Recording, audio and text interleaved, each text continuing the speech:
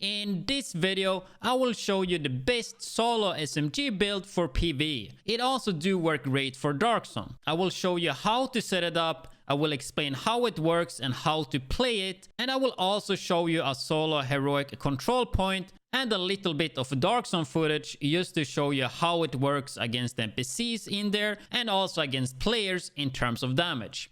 If that sounds interesting, then let's get started. So if you did watch my video yesterday when I did check out the exotic P90 SMG, you probably know that I got a bit surprised with how decent it was for a SMG. And I did see some potential, so as I said, after that I did go and test it out a bit, and yeah, actually works really good. I could do heroic control points, even though I would not recommend it. I still think rifle and LMG is just better because of the range advantage, but for doing heroic missions solo, it worked amazingly good. And also if you look for a build for soloing Dark Zone, this is extremely good since Dark Zone have pretty easy NPCs. So I would definitely say that this is the best SMG build for solo players in PvE. There's not many SMG builds that are viable in PvE though, but this one definitely is. So let's take a look at the build though. But before we do that, let's cover the specialization first. So with this one, I want to play gunner once again. Nothing too surprising here. 10% armor on kill here, which is really good. The reload we don't really care about this time around. The armor kit actually do have some synergy with a 30% bonus armor. We have the Banshee pulse, which I'm not using though, but you could. We also get the 5% rate of fire on kill, which synergizes as well.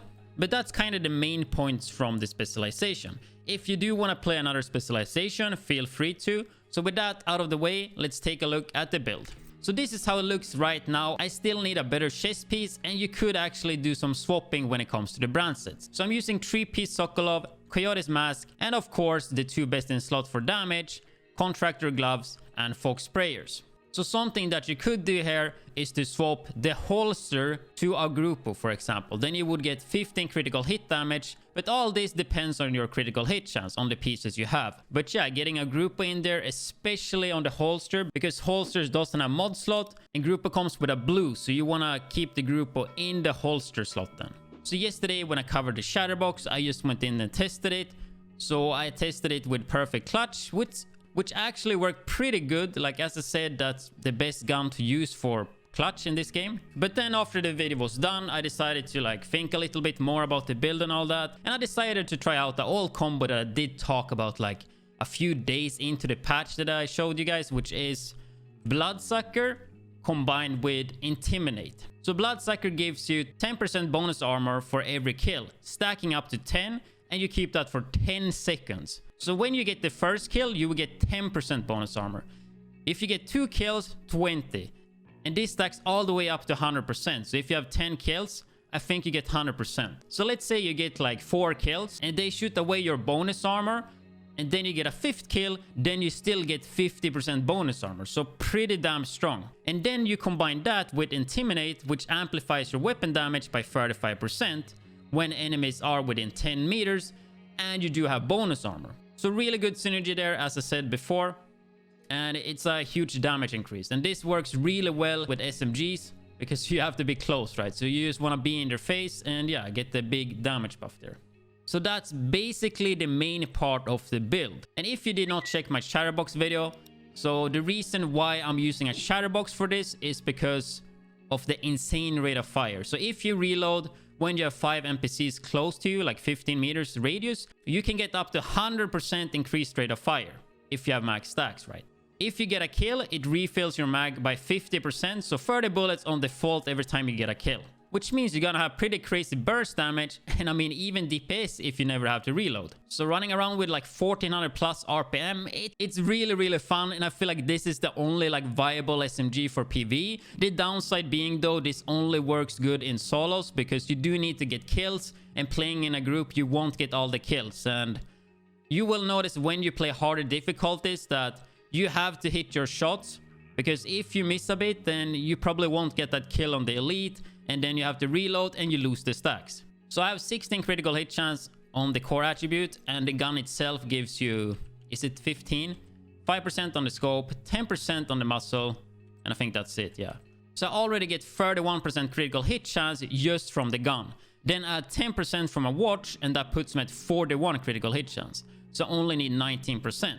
So yeah, that's pretty easy to reach the crit chance cap with that. And using coyotes as well, synergize as well, 25 critical hit damage when you hit them at 0 to 15 meters, which are gonna be most of the cases. When it comes to the actual items and what stats to go for, you're gonna go weapon damage everywhere because it's crucial that you have a lot of weapon damage because, as I said, otherwise you can't burst the enemies on heroic and then this build doesn't work. Critical hit chance and critical hit damage is the main focus of the build to get that crit up.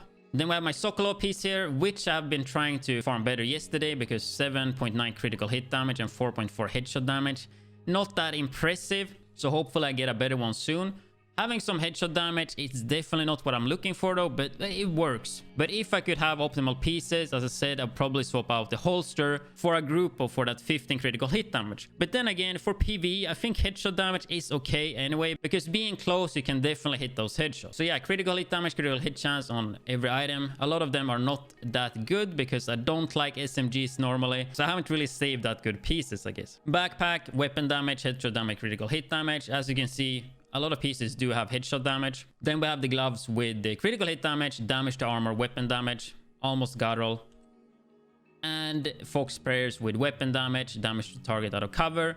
And this one should be guttural, but I don't have 12% critical hit damage. I use classic M1A as a backup. I don't really use it at all because if you swap the weapon, you will lose the stack. So you don't really want to do that. And the orbit with the perfect finisher as well. In terms of the skills though, I think there's 3 skills that I would recommend.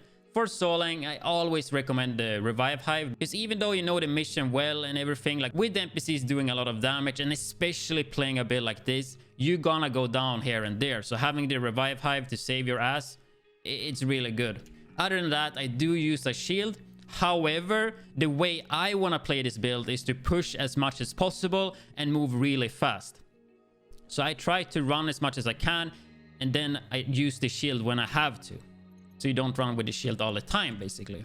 Other than that, like you could use Defender Drone. If you don't want to use the Revive Hive, for example, you could go Defender Drone and shield just to get a little bit more tanky, but mainly the shield and Revive Hive is what I would recommend. If we take a look at the stats here, we are critical hit chance capped, of course.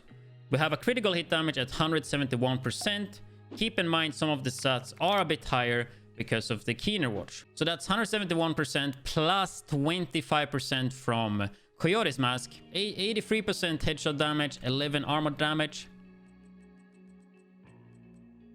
99.4 all weapon damage bonuses, almost 100%, 40% SMG damage,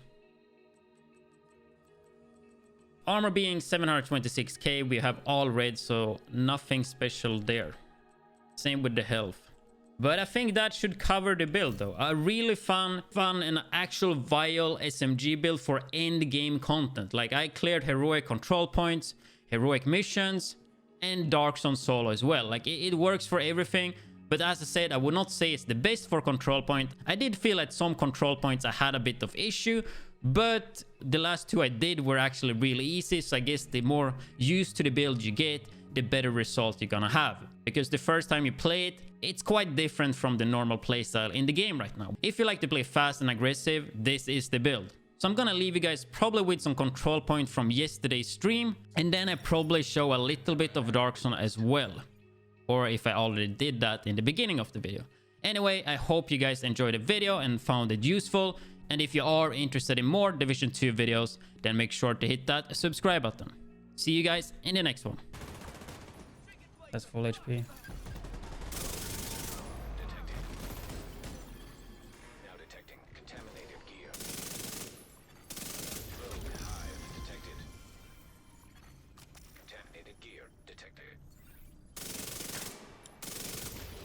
I don't know.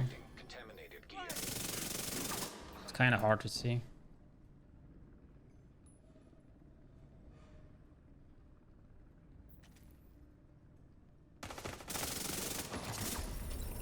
Especially since it's like lagging shit, you know?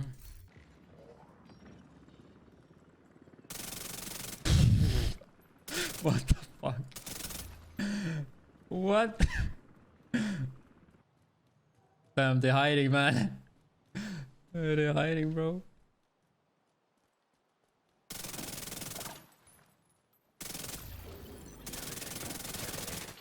So how much do I crit? Oh, Like come on. 127.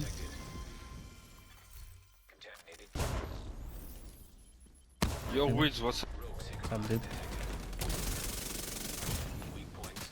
I just wanted to say hello to you. Yeah, I didn't shoot you, man. You started shooting. No, we didn't start shooting at you. So, like, what share though? They actually do damage.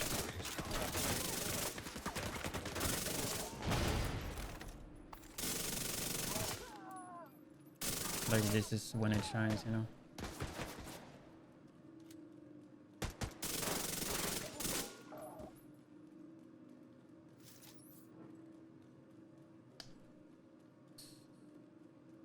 I'm not using clutch.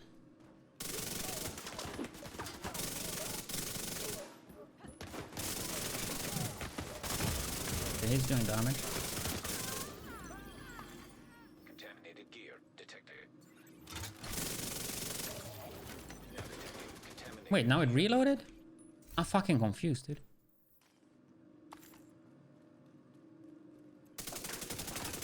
Ah.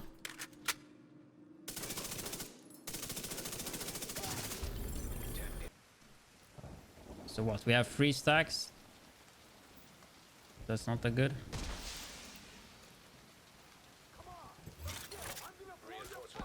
Can do this maybe? 5 stacks.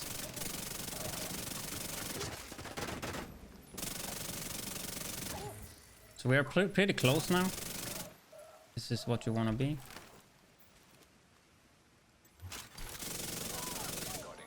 Go, go, go, go.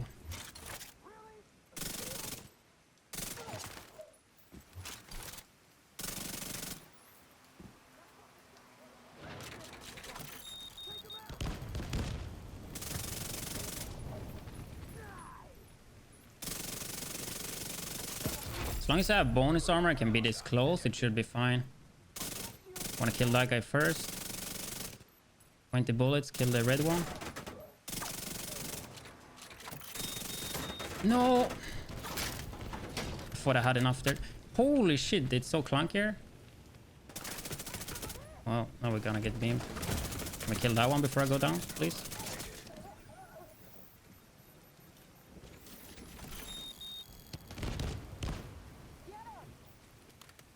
Well, we lost the stacks. Feels bad, man. Was a bit too greedy. Like, to kill a boss, actually, I would have to kill a few NPCs between, so I get the mag size back. Or mag size. Refill on the mag.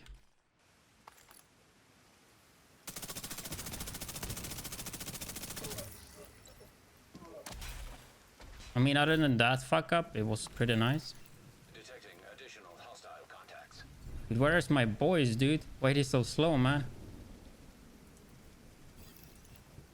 So let's try to get a reload here. We should have been here quicker, but if we reload here, we're gonna get 5 stacks, I'm pretty sure. 4? I mean, 4 would be enough, I guess.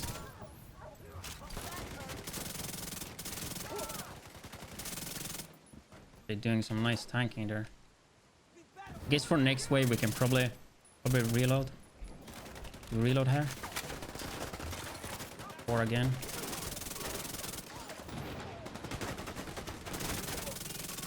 Away the shield.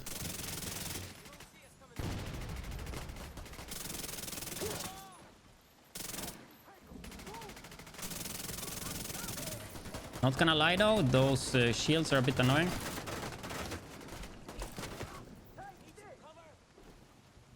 Can you attack the other guy?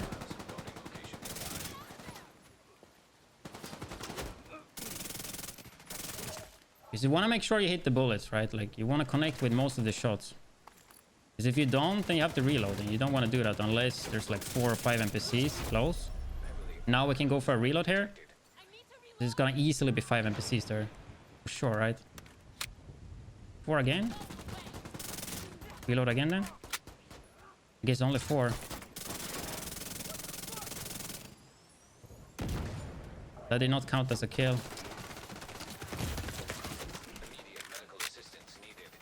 Okay.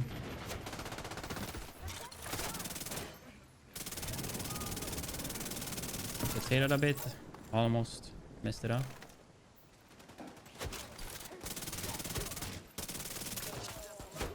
Pretty annoying when they have shield though. Detected. Nearby location. Guarded by hostiles. I mean, it works, but I just don't. We have to reload here. Only the boss though. But I just think like AR, rifle, LMG are just better for control point. Like doing normal missions though, that was pretty nice. This worked. I don't know. Was okay-ish.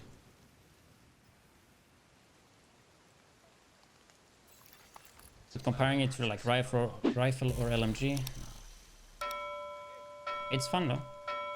Especially for SMG. As I said, I don't like SMGs, but this is like a fun way to play it.